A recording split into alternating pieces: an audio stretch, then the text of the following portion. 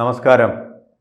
ഇപ്പോൾ Iran, Israel, America യുദ്ധം നടക്കുന്നത് പോലെ നമ്മുടെ കേരളത്തിലെ CPM, അവിടെ മാത്രമേ ഉള്ളൂ CPM കേട്ടോ, ആ CPMലും ഒരു കലഹം നടക്കുകയാണ്. വൻപിച്ച കലഹം. മിസൈലുകൾ അങ്ങോട്ടും ഇങ്ങോട്ടും ചീറിപ്പായുന്നുണ്ട്.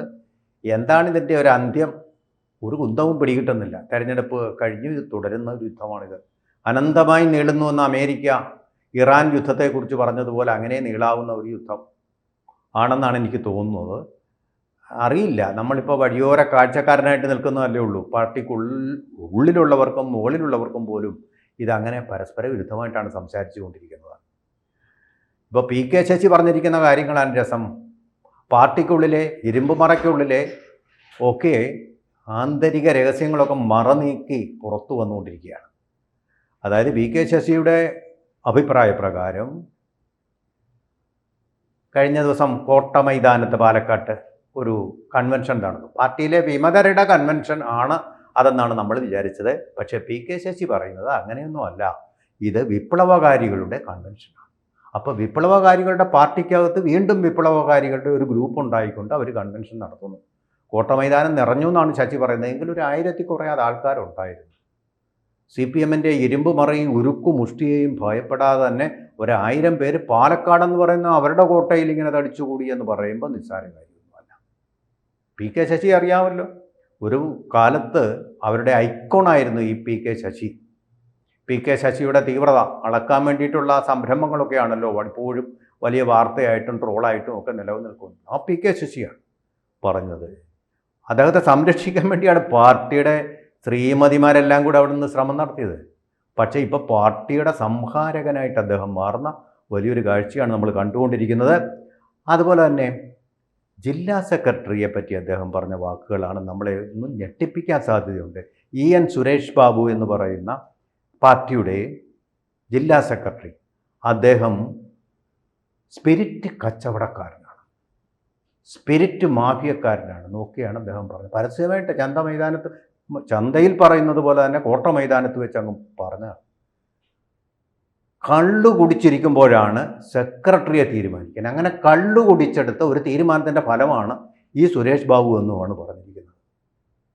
അപ്പോൾ എന്താണ് ഈ പാർട്ടിക്കുള്ളിൽ നടന്നത്? കള്ളു കുടിച്ച ആൾക്കാരെ പാർട്ടിയുടെ മെമ്പർഷിപ്പിൽ നിന്ന് സസ്പെൻഡ് ചെയ്യുന്ന ഒരു പാരമ്പര്യം ഉള്ള ഒരു പാർട്ടിയായിരുന്നു എന്ന് എനിക്കറിയാം. പക്ഷേ അതിനുശേഷം ഈ പാർട്ടിക്കുള്ളിൽ എന്താണ് സംഭവിക്കുന്നത് എനിക്കൊരു ചുക്കും അറിയില്ല. വാസ്തവത്തിൽ കേട്ടോ, ഒരു ചുക്കും അറിയില്ല. ഇപ്പോൾ ഇദ്ദേഹം PK ശശി പറയുമ്പോഴാണ് ഈ പുറത്തു വരുന്നവരാണല്ലോ രഹസ്യങ്ങൾ, ആന്തരിക രഹസ്യങ്ങൾ, അണിയറ രഹസ്യങ്ങൾ അല്ലെങ്കിൽ അന്തഃപുര രഹസ്യങ്ങളൊക്കെ പുറത്തു വിട്ടുകൊണ്ടിരിക്കുന്നത്. അപ്പോഴാണ് ഞാനിത് അറിയുന്നത്. എൻ്റെ അജ്ഞത കൊണ്ടാണ്, അറിവുകേട് കൊണ്ടാണ്, ക്ഷമിക്കണം.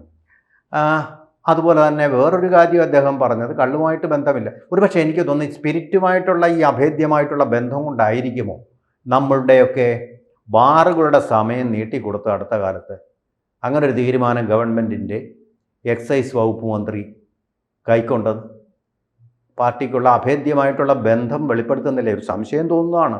അപ്പോൾ ഈ കള്ളും പാർട്ടിയും ബാറും ഒക്കെ ആയിട്ട് ഒരു അബ്കാരിയും തമ്മിലായിട്ടൊരു ബന്ധം ഉള്ളതുപോലെ എനിക്ക് ശങ്ക ഉണ്ടാവുന്നുണ്ട്. നമുക്കെല്ലാം ഉണ്ടാവുന്ന ഒരു സ്വാഭാവിക ശങ്ക. കാരണം ഇതിൻ്റെ പാർട്ടിയെപ്പറ്റി നമുക്കൊരു ചുക്കും അറിയില്ലല്ലോ. ഈ പാർട്ടിയെപ്പറ്റി നമുക്ക് ഒരു ചുക്കും അറിയില്ല എന്നുള്ളതാണ് വാസ്തവം. അതുപോലെ സഖാക്കളെ തമ്മിലടിപ്പിച്ച് കമ്മിറ്റി പിടിക്കുന്നു, അങ്ങനെ ഒരു പരിപാടിയുണ്ട്. ഇതിപ്പോൾ അമേരിക്കയുടെ ഒരു തന്ത്രമാണ്. രാജ്യങ്ങളെ തമ്മിലടിപ്പിക്കുക. ഇറാനകത്ത് തന്നെ അവിടുത്തെ വിമതന്മാരെ കൊണ്ട് ആ ഗവൺമെൻറ്റിനും പട്ടാളക്കാർക്കുമെതിരെ സംഘടിപ്പിച്ചുകൊണ്ട് അവരെ കൊണ്ട് പോരടിപ്പിക്കുക. ഈ അമേരിക്കൻ തന്ത്രം തന്നെ പാർട്ടി നേരത്തെ സ്വീകരിച്ചു. ഇപ്പോഴാണ് അമേരിക്കൻ ട്രംപും ഒക്കെ അത് മനസ്സിലാക്കിയത്. CPMനെ കണ്ടിട്ടാണോ എന്ന് എനിക്കറിയില്ല. അതുപോലെ തന്നെ അടുത്ത കാലത്താണ് നമുക്ക് G സുധാകരനേക്ക് വന്ന അദ്ദേഹം പറഞ്ഞൊരു കാര്യമാണ്. ആലപ്പുഴ ജില്ലാ സെക്രട്ടറി എന്ന് പറഞ്ഞത് ഫണ്ടമെൻ്റലിസ്റ്റ്, റാഡിക്കലായിട്ടുള്ള ഇസ്ലാമിസ്റ്റ് പൊളിറ്റിക്കൽ തിങ്കേഴ്സിൻ്റെ കൈകളിലാണ്. പൊളിറ്റിക്കൽ ഇസ്ലാമിൻ്റെ കയ്യിൽ അള്ളിപ്പിടിച്ചിരിക്കുകയാണ് പാർട്ടിയുടെ ആലപ്പുഴ ജില്ലാ കമ്മിറ്റി. അദ്ദേഹവും പാർട്ടിയുടെ പ്രാഥമിക അംഗത്വം വേണ്ട എന്ന് വിചാരിച്ച് പുറത്തു പോയിരിക്കുക. എന്ന് പറഞ്ഞാൽ പാർട്ടിയുടെ അംഗത്വം എന്ന് പറയുന്നത് വർഷാവർഷങ്ങളിൽ ഇങ്ങനെ പുതുക്കണം. ഇപ്പം എനിക്ക് മനസ്സില്ല അതിന് പുതുക്കാൻ. അങ്ങ് പോളിറ്റ് ബ്യൂറോയുടെ, അതായത് ദേശീയ ജനറൽ സെക്രട്ടറി MA ബേബി വരെ വന്നു പറഞ്ഞു ഇദ്ദേഹം അങ്ങനെ ചെയ്യരുതെന്ന് പറഞ്ഞു. പോടാതിൻ്റെ പാട്ടനെന്ന് പറഞ്ഞു ജി സുധാകരൻ. കൂസേണ്ട കാര്യമില്ല. കാരണം പാർട്ടിയുടെ ഒരു സംരക്ഷണവും അദ്ദേഹത്തിന് ആവശ്യമില്ല. കാരണം എന്താ, എ പത്മകുമാർ അല്ല അദ്ദേഹം. മാന്യമായിട്ട് മന്ത്രി ആയിട്ടിരുന്ന ആൾ, ദേവസ്വം ബോർഡ് മന്ത്രിയായിരുന്നപ്പോഴും മാന്യത കാത്തു സൂക്ഷിച്ച്, സത്യസന്ധത കാത്തു സൂക്ഷിച്ച്, ഒന്നും വ്യാമോഹിക്കാതെ നടന്ന ഒരാളാണ്. വി എസ് അച്യുതാനന്ദനെ വിമർശിച്ച് പാർട്ടിക്ക് വേണ്ടി ധീരമായി പോരാടിയ തൻ്റെ ഒരു വലിയ, താൻ ആരാധിച്ചിരുന്ന വി എസ് അച്യുതാനന്ദനെ, ആലപ്പുഴയുടെ മണ്ണിൽ തന്നെയുള്ള വി എസ് അച്യുതാനന്ദനെ എതിരെ പാർട്ടിക്ക് വേണ്ടി വീറോടെ പറഞ്ഞു അസംബ്ലിയിലും പുറത്തും അദ്ദേഹം. എന്നിട്ടും അവസാനം കിട്ടിയത് ഇതാണ്. അദ്ദേഹത്തിന് അമ്പലപ്പുഴയിൽ അവസാന കാലത്തൊന്നുകൂടി മത്സരിക്കണമെന്നൊരു മോഹം സാധിച്ചു കൊടുക്കാൻ ഇപ്പം മനസ്സില്ലെന്ന് പറഞ്ഞു എം വി ഗോവിന്ദൻ. അദ്ദേഹത്തിൻ്റെ ഭാര്യയ്ക്ക് MLA സ്ഥാനം ഉറപ്പിച്ചും കഴിഞ്ഞു. ജി സുധാകരനും കൊടുക്കത്തില്ല, എൻ്റെ മക്കൾ വല്ലതുമൊക്കെ പ്രായപൂർത്തിയായി എന്നാവട്ടെ, അവർക്ക് കൊടുക്കാം. ജി സുധാകരനൊക്കെ കാലഹരണപ്പെട്ട പാതിരിമാരല്ലേ. ഇത് തന്നെയാണല്ലോ വി എസ് അച്യുതാനന്ദനെതിരെ ഉന്നയിച്ചത്. കാലഹരണപ്പെട്ട പുണ്യാളൻ പറഞ്ഞിരിക്കുന്നത് മഹാസാഹിത്യകാരനായിട്ടുള്ള M മുകുന്ദൻ. അദ്ദേഹം ഇപ്പോൾ പാർട്ടിയിൽ നിന്ന് വഴിമാറി നടക്കുക. സച്ചിദാനന്ദൻ വഴിമാറി നടക്കുന്നുണ്ട്. ഇപ്പോൾ ഈ പാർട്ടിക്ക് MN വിജയൻ പണ്ടേ മാറി. ആ MN വിജയൻ്റെ മകൻ അനിൽകുമാറിൻ്റെ വീട്ടിലാണ് പാർട്ടി റീത്ത് കൊണ്ടുവച്ചത്. എനിക്കറിയില്ല, PK ശശിയുടെ മുമ്പിൽ എല്ലാം കൊണ്ട് റീത്ത് വെക്കും, അതിനെ തുടർന്ന് ഇന്നോവ വരും. പിന്നെന്തെല്ലാമാണ് സംഭവിക്കുന്നത്? തെരഞ്ഞെടുപ്പിന് മുമ്പായിരിക്കുമോ പിമ്പായിരിക്കുമോ എന്നുള്ള കാര്യത്തിൽ നമുക്ക് സംശയമുള്ളൂ. ഇപ്പം തന്നെ DYFI തുടങ്ങിയിട്ടുണ്ട്, കലഹം ഭീഷണിപ്പെടുത്തിയിട്ടുണ്ട് PK ശശി. ഇനി എന്തു വേണമെങ്കിലും സംഭവിക്കാവുന്ന ഒരു അന്തരാള ഘട്ടത്തിലാണ് CPM. അതുപോലെ PK ശശി പറഞ്ഞ PK ശശിയിലേക്ക് ഒന്നുകൂടി പോവുകയാണ്. അക്ഷരം കണ്ടാൽ ഉറക്കം വരുന്ന ആളുകളാണ് CPM.